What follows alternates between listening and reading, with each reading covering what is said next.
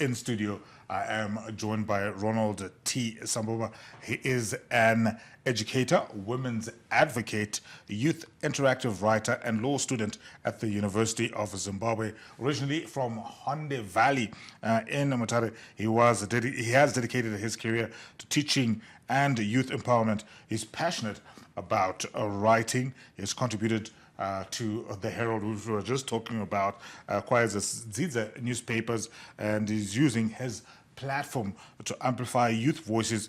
He's also the founder of Influence Hub Women's Magazine, which focuses on women's empowerment and socio-economic issues. His advocacy extends to the Fund Her Education campaign, which mobilizes resources to support girls' access to quality education. Ronald, good morning, and thank you for joining us. That's a lot. Yeah. Educator, women's advocate, interactive writer, law student. How do you manage it all? First of all, thank you so much for having me on this show. So basically, this started when I was in high school. So I used to love, just, reciting poems, writing speeches. So what happened is I met a teacher who actually saw the potential in me. And so she was the person who actually gave me the first chance to write for my very first publication, which was in Kwazisa. That was in A-level high school. I've since finished A-level. I'm now doing law part 1 at UZ. So that was when the passion for writing was actually born. So since then, I've also met Mr. Latwe Nyangu from the Herald, who has been working tirelessly to help me become my best as a journalist and writer.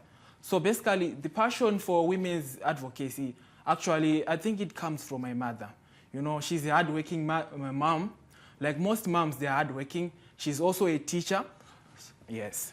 All right, and maybe in terms of your inspiration there, I can feel the passion that you have about your writing and the work that you're doing.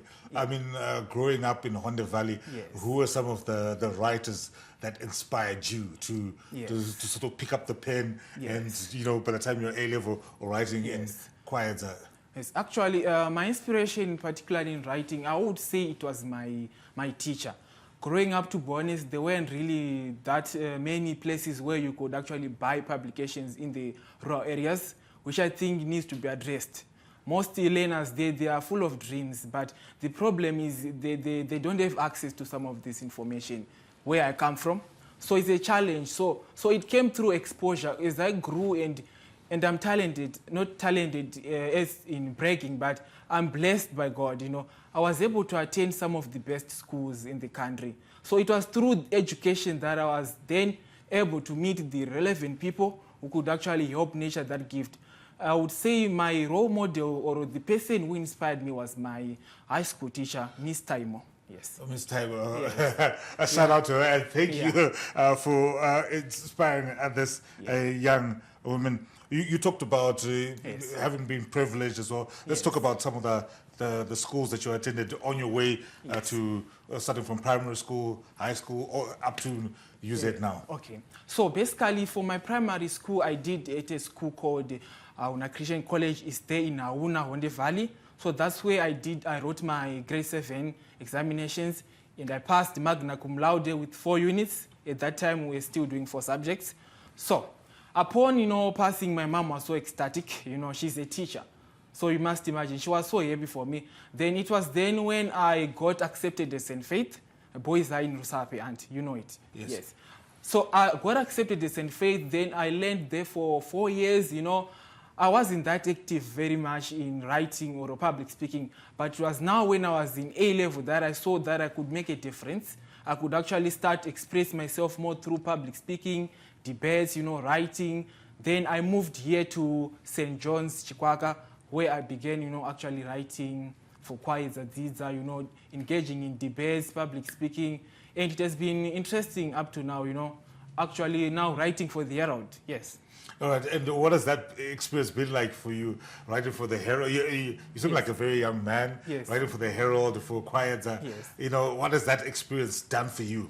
Actually, to be honest, it has been life-changing, growing up from the rural areas, being here is a blessing, I would never thought I would be here maybe 2-3 years ago, But I would have to say thumbs up to education. You know, it can change our life. It was only through education that I could have been here in the first place. But had I chosen to drop along or to give up along the journey, I wouldn't be talking to you or even being able to write. So for me, it has always been about, you know, education, you know. It is the power to change individuals, to help us realize our dreams bit by bit to get closer. Yes.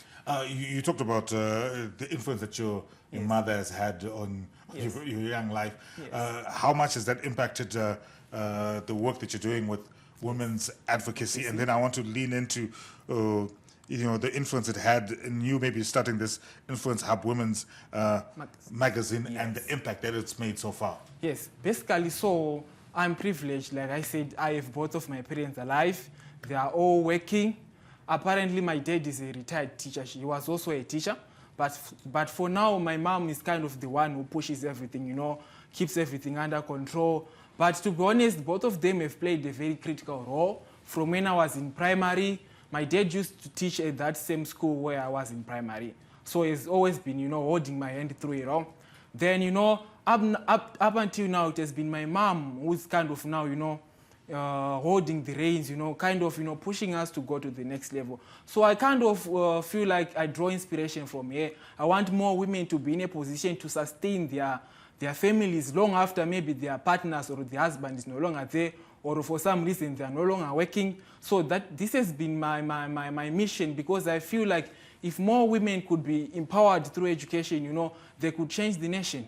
So that's why I'm more into women's empowerment these days, because my mom, she's literally the one who makes it possible in my life. And let's talk about the Influence Hub Women's magazine. Yes. What issues does this magazine Yes. tackle, and what has been its impact so far? Yes, so the Influence Hub magazine is kind of something that I started in high school, you know, long before I began writing for Kwaeza. So I had this passion, you know, when you want something, you don't stop because you don't have the resources.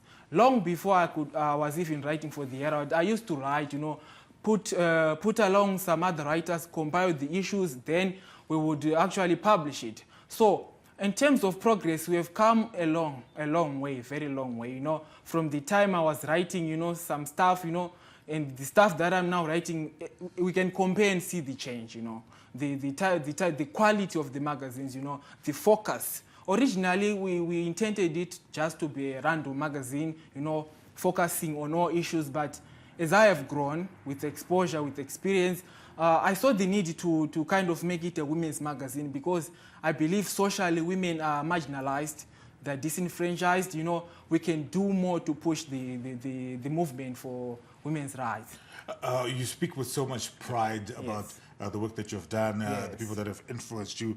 But let's talk about your work with the Herald and Kwaeza. What kind of stories have you been contributing to those publications as a young interactive writer?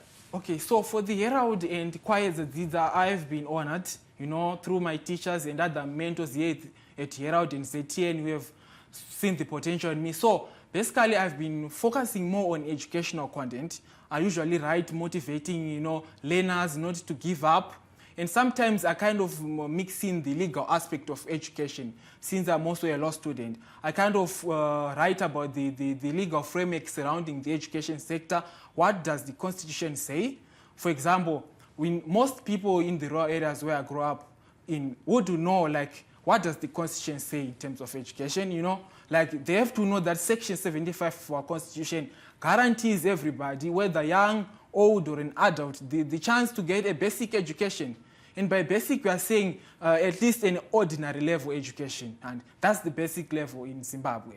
So that has been the kind of writing that I've been doing for the Herald, you know, just, you know, getting the word awareness of education and the law and what it says. Yes.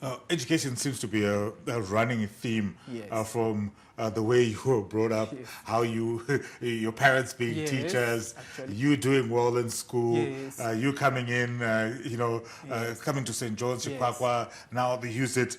But I understand you're also involved now in funding, helping fund education for others. Just shed more light on that. Yes, actually, we have this initiative that we launched with some other artists of, I think you know this artist, Nolondu J. She's a Bulawayo-based rapper artist, you know. So we have been working on an initiative with her, you know. So what we did is we created a website where we actually, you know, publish our services and products. You know, you see the Influencer magazine. If you go to, if I may share, if you go to www.ronaldsambona.co.zw, that's my official website. Yep. Yes. There you will see the products and services that we are selling, not for personal gain, but in doing so, we want to make sure that we at least get a girl child educated, that we at least help those who are, you know, struggling to pay fees.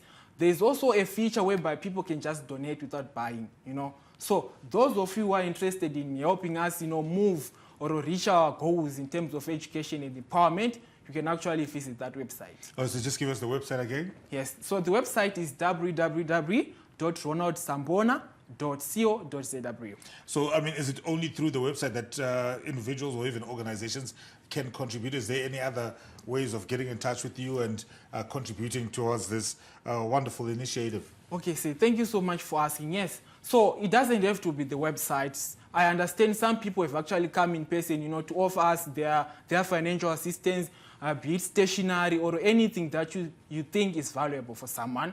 So if you have any form of financial assistance, be it EcoCash, One Money, anything that you can give us, even in person, just feel free to call us on our number, which is also available on our website. You know, yes. All right. And, I mean, what has been the response? Because obviously, I mean, you're a young man, Yes. Who's still part one at the University of Zimbabwe. Yes. I mean, law is not an easy thing to do. Yes. How do you then navigate all that, you Yes. know, pursuing your own education, Yes. contributing to the Herald, Yes. contributing to Kwaya Zadzidza, and still trying to fundraise for others? How do you put it all together? Yeah, there was someone who said, where there's a will, there's a way. So that has been the driving force. Like, I love what I do. So come what may, I'm committed, you know. I know there are challenges, like we are saying, you know, balancing time sometimes is an issue. You have other commitments, you know, you have your own challenges, you know. But, you know, I love what I do. I wouldn't, you know, miss it or sacrifice it for anything else. So just this heart for saving others is what propels me, despite everything. All right, and just before we let you go, maybe just your final word to Yes. other young people out there, not just young ladies, Yes. boys and girls who are Yes. watching you, are inspired by a story. Yes. What would be your message to them? Yes, my message would be actually the words of the late Nelson Mandela, President of South Africa. He actually said something that is quite remarkable and is still true up to this day. He said that it is only through education that the daughter of a peasant can become the farmer. It is only through education that the son of a mine worker can grow up one day and become the owner of that mine. And it is also through education that the son of a teacher can become the president of a great nation like Zimbabwe. So that's my word. Just continue with education. It has never failed us, you know, and keep, you know, learning. Yes. Ronald, thank you very much for joining us. Fascinated by your Yes. journey, and I hope you continue touching lives. Yes, thank you so much, as you say.